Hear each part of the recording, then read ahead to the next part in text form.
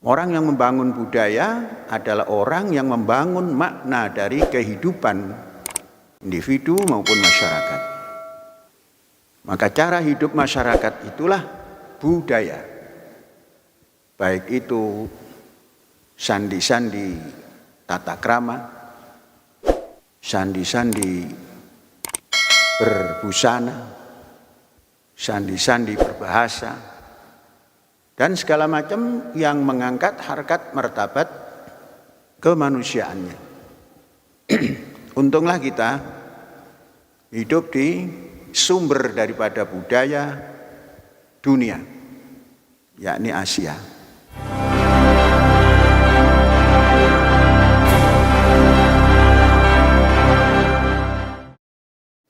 Saudara-saudara, perjalanan panjang membangun budaya.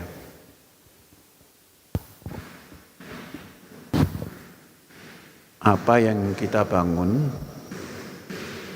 ini bukan seperti cerita Bandung Bondowoso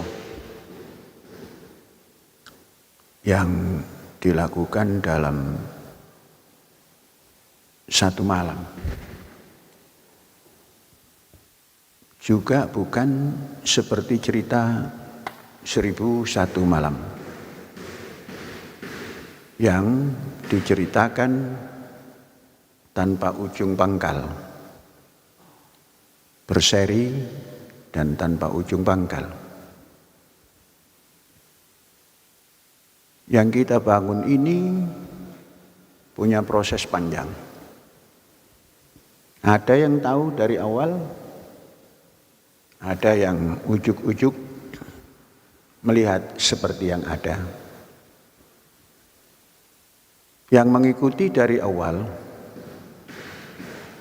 itu akan punya rasa ingin menjaga, ingin mempertahankan, dan ingin memperluas dan memperbesar, dan ingin memajukan. Bagi yang tidak mengetahui perjalanan ini, belum tentu punya perasaan seperti itu. Sama halnya dengan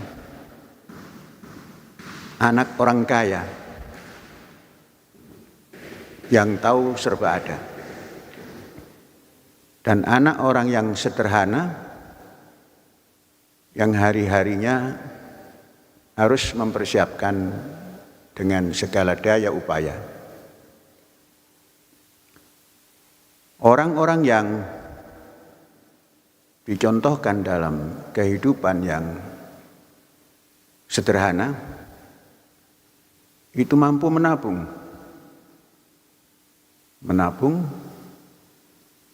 orang-orang yang tahu sudah serba ada, bukan menabung, tapi terkadang ingin membuat sesuatu yang kontradiktif dari apa yang telah ada.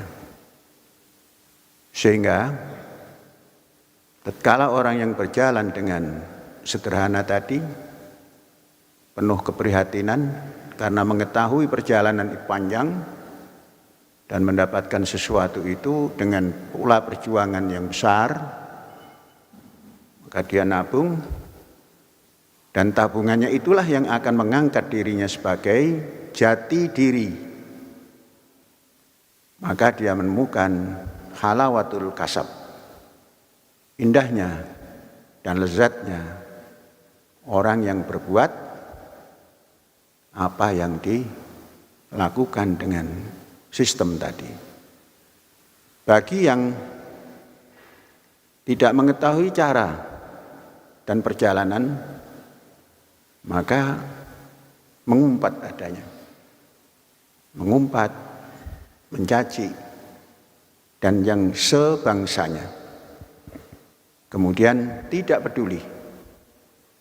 Nah, saudara-saudara, kita berada dalam masyarakat yang sedang membangun budaya. Budaya tidak mencari hukum. Budaya itu bukan sasarannya hukumnya apa, tapi budaya itu adalah mencari makna. Orang yang membangun budaya adalah orang yang membangun makna dari kehidupan individu maupun masyarakat. Maka cara hidup masyarakat itulah budaya. Baik itu sandi-sandi tata krama, sandi-sandi berbusana, sandi-sandi berbahasa, dan segala macam yang mengangkat harkat martabat kemanusiaannya. Untunglah kita hidup di sumber daripada budaya dunia, yakni Asia. Saudara-saudara, kembali kepada lingkungan kita yang sedang membangun budaya ini selalu mempunyai bahasa yang kita relevankan dengan makna budaya itu. Dengan tujuan membangun budaya itu, yakni membangun makna. Kita tidak eksklusif. Masjid kita namakan rahmatan lil alamin. Itu bahasa. Bahasa adalah jiwa bangsa atau jiwa seseorang atau jiwa masyarakat. Siapa yang punya bahasa bagus, itu jiwanya bagus. Rahmatan lil alamin bukan agama, tapi nilai. Bukan sekte agama, tapi nilai dimiliki oleh seluruh umat manusia dengan bahasanya masing-masing. Maka dalam membangun budaya itu melalui pendidikan, kita sudah tanamkan pusat pendidikan, bukan berarti pusat itu di ibu kota. Tapi pusat itu memaknai atau punya makna segala sesuatu yang dilakukan adalah pendidikan. Apapun. Bukan kesombongan, bukan adiluhung, adigang, adigung, adiguno, bukan juga kemarahan, bukan juga ketidakmarahan. Tapi semua digabung menjadi sebuah pusat pendidikan. Maka di dalam masyarakat yang seperti ini harus tercipta solabowo, tingkah laku, tata krama, budi pekerti yang punya sumber pendidikan. Inilah membangun budaya. Cara hidup ini budaya. Saudara-saudara, cara hidup berdasar budaya itu toleran, apapun agamanya. Karena sistem keagamaan itu masuk dalam budaya. Orang yang tidak toleran, apapun agamanya, itu punya makna negatif. Orang yang toleran, apapun agamanya, itu dia positif, dipandang dari sisi budaya. Budaya itu ma'ruf, sesuatu yang bisa diwujudkan oleh masyarakat itu. Budaya itu rahmah, bisa diwujudkan oleh masyarakat yang ada di situ. Nah, saudara-saudara, maka membangun budaya melalui pendidikan seperti ini adalah membangun kemanusiaan. Sebab manusia ini intinya makhluk berbudaya. Tinggal mengarahkan budaya positif ditingkatkan. Karena ada budaya yang negatif. Ada budaya positif. Nilai-nilai yang diajarkan oleh ketuhanan yang Maha Esa itu ada dua macam yang tidak sama negatif, positif, baik, buruk. Untuk memperjuangkan yang baik, yang punya nilai baik, itu pun dengan cara yang terbaik. Inilah pembangunan budaya namanya. Cara yang terbaik itulah pembangunan budaya, dan cara yang terbaik itulah cara pendidikan, cara berpendidikan dan cara pendidikan. Maka mewujudkan satu kesimpulan bahwa manusia itu bisa dipersatukan, bukan disatukan, tapi dipersatukan. Mengapa ada per? Per itu menunjukkan hak orang per orang. Kalau disatukan itu namanya dilebur. Karena manusia itu mempunyai pandangan dan pendirian, maka dipersatukan. Itu melalui budaya. Berarti budaya lebih luhur daripada yang lain-lain. Manusia beragama tanpa berbudaya kaku. Karena agama banyak yang mengartikan mencari hukum-hukum. Bacalah cara beragama di mana-mana, di Indonesia mau di mana-mana. Yang dikedepankan adalah hukum ini, hukum ini, hukum ini, hukum ini.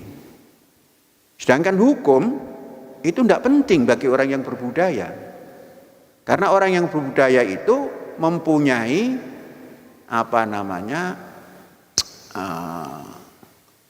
apa tadi yang kita sebutkan, cara-cara, mempunyai cara-cara atau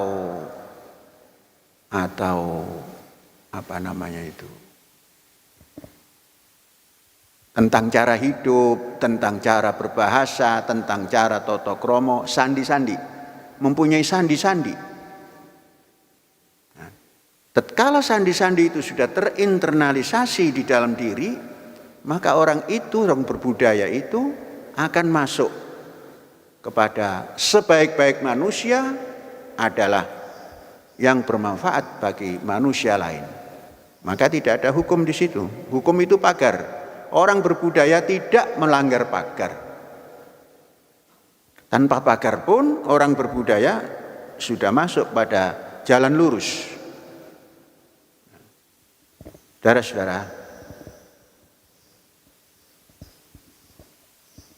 itu contoh lain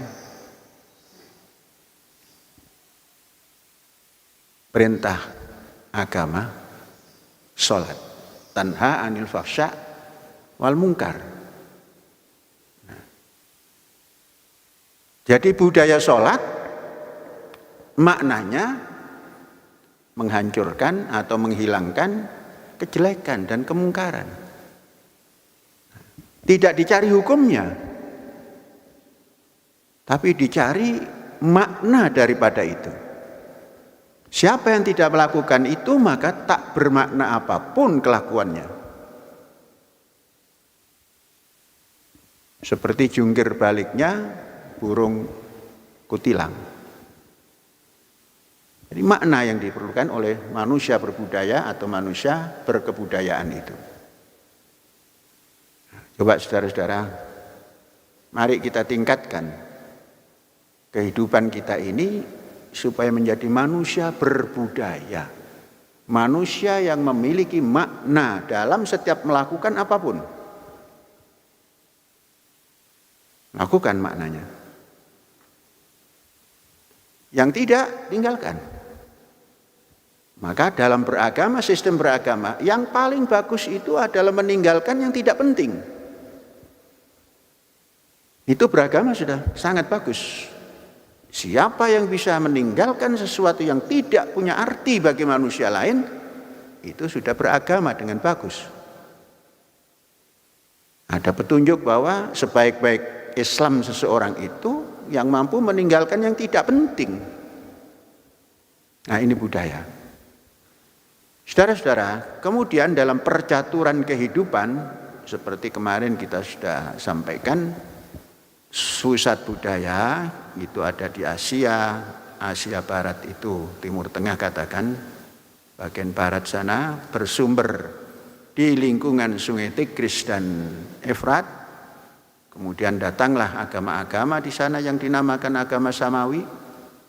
Kemudian ke timur, maka masuklah China yang sumber daripada budaya, lahirlah di sana Konfusius, kemudian berkibarlah di sana antara Konfusius dan Buddha karena ajarannya hampir mirip, diadopsi oleh Cina.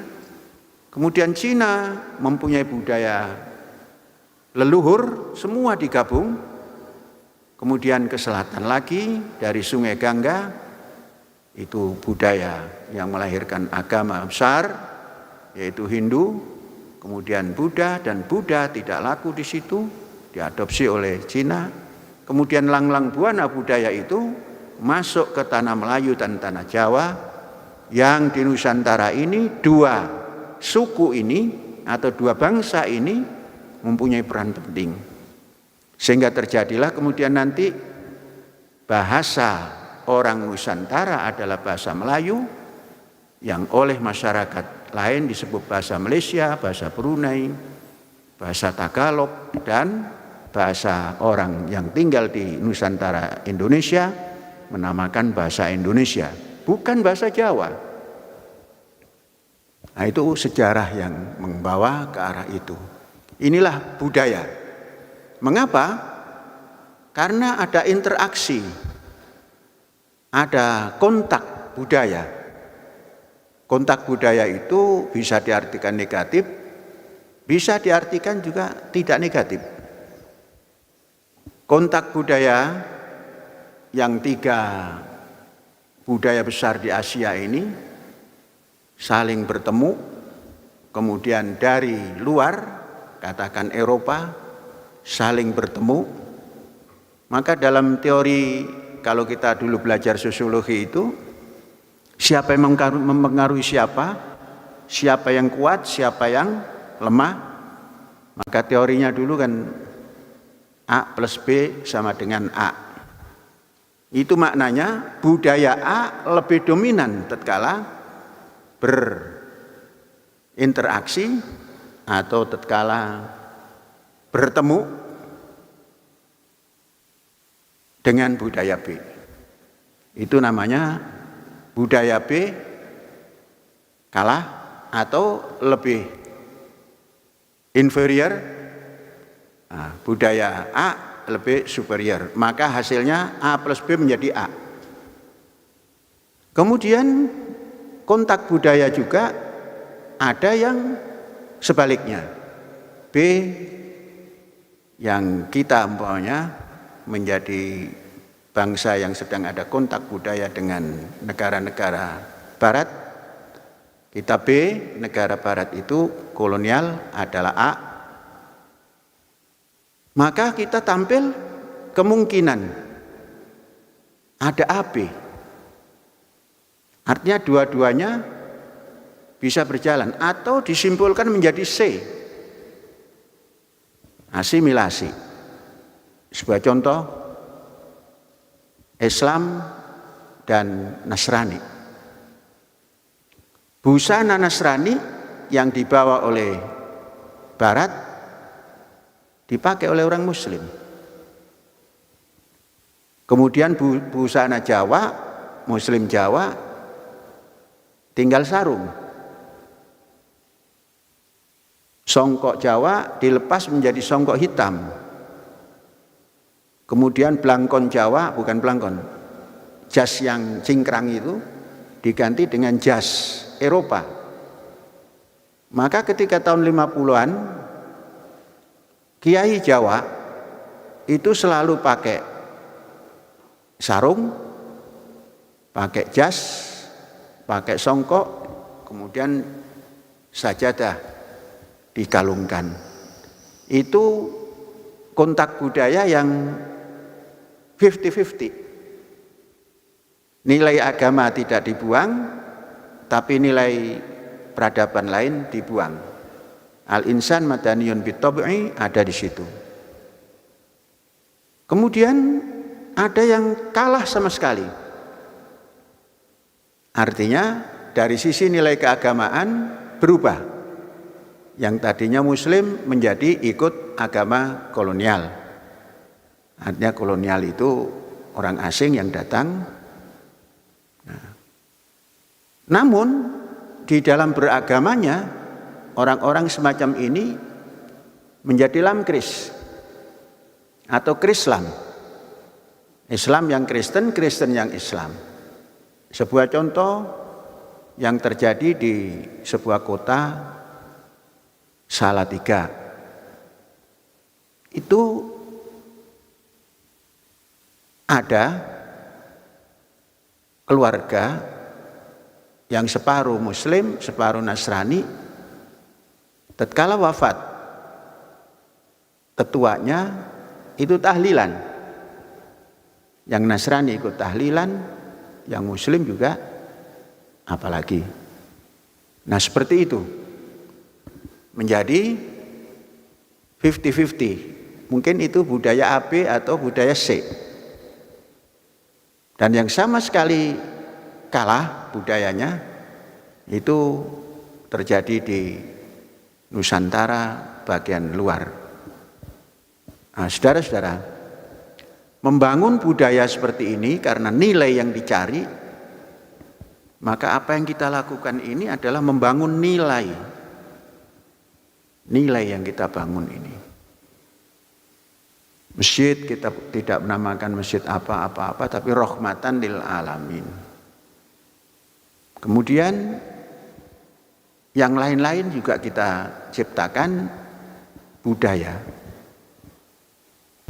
Saudara, budaya tidak merokok itu bukan sesuatu yang kerjaan membalik tangan. Pada tahun 90-an, tatkala kita mengajak untuk tidak merokok, banyak orang yang minta dalil. Kemudian saya menjawab, mahal dalilnya daripada rokoknya. Kenapa rokok kok pakai dalil? Dalilnya ada di sini. Kalau mau berhenti, berhenti. Kalau mau tidak, ya teruskan.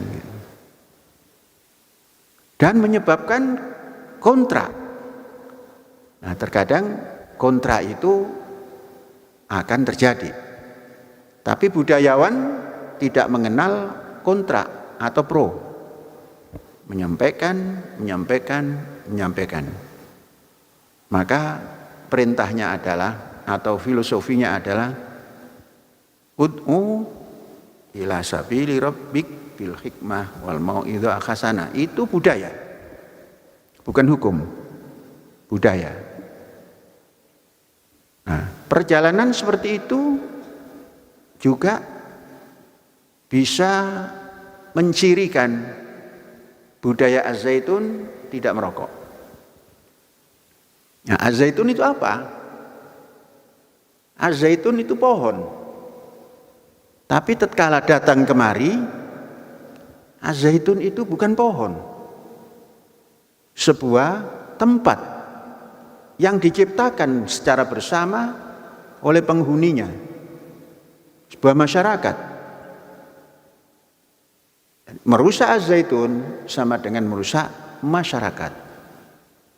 Nah, itu Az-Zaitun. Menjadi sebuah nama yang kalau di Timur Tengah menjadi minyak zaitun, kalau di sini menjadi sentral pendidikan. Itu merubah menjadi identik dengan apa yang berjalan di Ma'had yang dinaungi oleh Yayasan Pesantren Indonesia ini. Saudara-saudara, kemudian dalam perjalanan membangun budaya ini, itu kita ungkapkan setiap saat, membangun budaya, membangun peradaban. Dalam menghadapi persoalan-persoalan besar, kita selalu mengedepankan bagaimana merubah budaya yang bisa mendatangkan negatif kepada yang bisa mendatangkan positif. Satu contoh, budaya makan. budaya makan yang kita lakukan ini sebuah usaha yang tidak mudah kalau masyarakat yang ada di dalamnya itu belum berbudaya. Seperti halnya mengajak tidak merokok. Kalau masyarakatnya belum memiliki budaya tinggi, susah. Banyak argumen. Sama halnya dengan merubah makan dan pola makan. Ini kalau masyarakatnya tidak memiliki budaya yang tinggi, itu akan sulit. Bayangkan, tidak memiliki sepotong gandum pun, tapi diajak merubah makan dengan gandum atau menggunakan gandum atau berbasis gandum. Gandumnya bukan gandum buatan pabrik yang sudah disarikan, yang menjadi terigu. Nah, ini gandum utuh, belum menanam. Tapi setelah diadakan pendekatan dengan nilai, dengan makna memakan gandum jauh lebih tinggi daripada makna memakan beras putih. Diinternalisasikan oleh masing-masing warga masyarakatnya dan menjadi sesuatu yang harus dilakukan karena dengan kesadaran ini membangun budaya. Kemudian cara makan mendahulukan sayur mayur, buah-buah, sayur mayur, kemudian protein, kemudian baru karbohidrat. Ini juga budaya. Kita tidak mengenal budaya meninggalkan karbohidrat. Karena dalam ilmu pengetahuan, sains, itu karbohidrat punya peranan penting. Maka diseimbangkan seperlunya. Dan itu dilakukan di kampus ini. Nah, ini membangun budaya. Saudara-saudara, banyak sekali apa yang kita lakukan dengan sistem yang seperti tadi itu, ternyata begitu dirujuk apa budaya itu, semua yang kita bangun ini adalah membangun budaya. Kemudian kita tidak alergi dengan budaya yang baru datang. Budaya dari Amerika, budaya dari Eropa, tapi juga tidak a priori. Tidak a priori, yang dari sana pasti bagus. Sehingga harus dirubah semuanya budaya nasional. Satu contoh, budaya demokrasi liberal. Sampai hari ini itu bertentangan dengan budaya Indonesia. Karena dasar negara Indonesia ini kalau sudah dijadikan, diinternalisasikan sebagai budaya bangsa, maka dia akan masuk bahwa apa yang dilakukan demokrasi hari ini bukan itu yang dimaksud demokrasi Indonesia. Kemudian persatuan Indonesia juga sulit untuk diterapkan tatkala tidak berdasar budaya. Masing-masing dengan keyakinannya, berdasar politik, berdasar agama dan sebagainya, semua tidak akan tercapai. Jadi saudara-saudara sekalian, memang membangun budaya ini suatu pekerjaan yang tidak pernah habis, tidak pernah putus. Contoh seni. Kita membangun budaya tidak melupakan seni, kesenian dan seni. Kalau kita melihat gending, di mana-mana ada gending, di mana-mana ada gong, dari pusat Jogja Solo sampai ke utara, ujung sampai Aceh ada. Cuma begitu agak menjauh, Jogja Solo ke barat ini ya, dikit sampai Cirebon, irama sudah lain karena ada yang kurang. Dan sampai ke pusat, Jawa Barat, Cianjur. Irama sudah lain, tidak ada gong akbarnya. Gong penanda berhenti adalah gong tinggi. Deng deng deng deng deng deng ding, itu berhenti. Nah, masuk ke Lampung, beda lagi. Terus masuk Palembang, ada semua itu, kurang. Masuk ke Minang, coba dengarkan gong Minang itu, gending Minang itu. Terus masuk ke Melayu Riau, ada, tapi berkurang. Sampai ke Aceh berkurang. Kita masuk lagi ke masih barat, tapi belahan tengah, Kalimantan. Dari Kalimantan Selatan sampai Kalimantan Utara, yakni Sabah Malaysia dan Sarawak Malaysia, sampai Brunei ada gong, ada gamelan.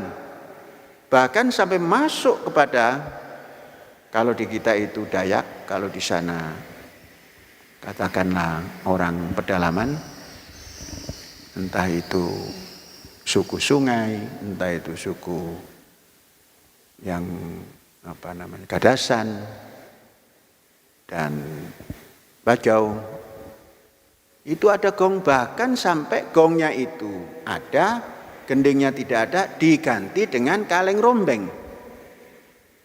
Jadi pusatnya begitu, sampai ke jauh seperti itu. Sampai ke Irian pun ada. Nah itu budaya kalau di pusatnya seperti itu, menjauh menjadi berkurang. Tapi beda halnya dengan teori budaya yang dibawa oleh, bukan teori ya, makna budaya yang dibawa oleh Konghucu. Konghucu mengatakan kalau ingin tahu asli budaya, carilah ke pedalaman. Nah, bahasa Konghucu seperti itu. Nah, saudara-saudara, Az-Zaitun membangun budaya. Ada yang paham dari sejak awal, ada yang belum paham dari awal. Kemudian yang paham dari awal mungkin ada rasa kasih sayang kalau ada yang dilakukan tapi bertentangan. Dan sebaliknya, bila terjadi pengetahuan daripada pembangunan budaya di kampus kita ini, belakangan mungkin tidak sedalam yang pertama ikut membangun. Itulah jeripaya, itulah halawatul kasab, itulah indahnya berbuat membangun budaya. Budaya adalah benteng keberhasilan masyarakat. Siapa yang budaya tinggi, masyarakat itu akan berhasil. Saudara-saudara, insya Allah kita sedang membangun budaya, dan budaya kita insya Allah budaya tinggi, insya Allah. Dari ukuran apapun. Kalau tinggi itu sentimeter ukurannya kan. Nah kalau budaya tinggi, apa yang dihasilkan? Nah itu makna daripada membangun budaya. Kita membangun makna perbuatan kita. Min husni islamil mar'i tarkuhu ma la ya'ni. Kemudian banyak sekali anjuran-anjuran itu, bahwa berpegang teguhlah kepada nilai ilahi dimanapun, nilai ilahi. Kala kita melihat sesuatu yang tidak logik, negatif, antarkan yang negatif itu didorong oleh positif, hilang. Itu budaya. Saudara-saudara, ternyata membangun budaya tidak sekedar membangun agama. Agama itu ini nafsiyah, pribadi.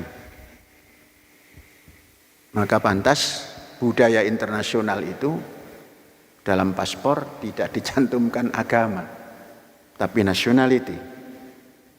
Tapi tatkala di negara bangsa itu masih banyak yang mencantumkan agama. Padahal semestinya ikutilah budaya bangsa-bangsa. KTP masih ada agama. Malah yang ekstrim lagi ekstapol. Nah, iya, ekstapol gitu. Nah, ini harus diadakan diadakan peningkatan lagi supaya bangsa Indonesia ini tidak menampilkan egonya, tapi menampilkan kebersamaannya. Begitu melihat agamanya, oh bukan kita, selesai, nggak bisa bersatu, bukan kita, minhum. Tapi kalau tidak ada itu cantuman agama, selesai. Mengapa? Karena dasarnya ketuhanan yang Maha Esa, sudah selesai. Kalau kata Konghucu, musuhmu bukan orang yang mencacimu. Musuhmu adalah kawanmu yang nampak setia, namun kamu tidak tahu kesetiaannya. Nah, itu Konghucu menganjurkan jangan pernah dibalaslah orang yang benci, karena itu bukan musuhmu. Musuhmu itu adalah kawan dekatmu yang kamu tidak mengerti tujuannya. Nah, itu Konghucu. Maka Konghucu selalu baik dengan lawannya, dengan orang yang memusuhi dan dengan kawannya. Itulah yang kemudian diambil oleh Imam Syafi'i. Wa abghid baghidaka ahbib habibaka haunamma asa ayyakuna baghidaka yaumamma. Wa abghid baghidaka haunamma asa ayyakuna habibaka yaumamma. Wajar-wajar sajalah mencintai seseorang. Sesekali nanti bisa jadi memusuhimu. Wajar-wajar sajalah memusuhi musuhmu. Sesuatu saat bisa jadi dia menjadi kawan mukhalidmu. Nah, itu terjemahan dari Konghucu itu sesungguhnya. Nah, itulah interaksi budaya. Alhamdulillahirabbil alamin. Merdeka.